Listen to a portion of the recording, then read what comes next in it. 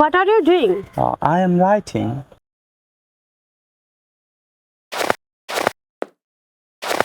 What are you doing? I am working. This is called present continuous tense.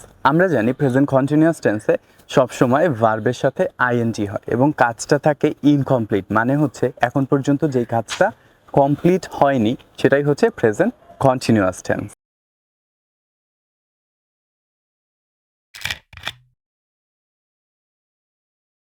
What are you doing? I am drinking water. Hey, what are you doing? I'm looking at my watch.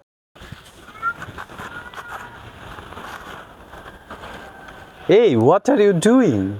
I'm cleaning the paper.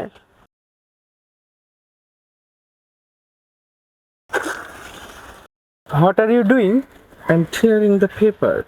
আমরা এতক্ষণ যে কনভারসেশনগুলো দেখলাম সবগুলোই কিন্তু ভার্বের সাথে ING দিয়ে তারপর তারা ব্যাখ্যা করেছে যে তারা কি করছে।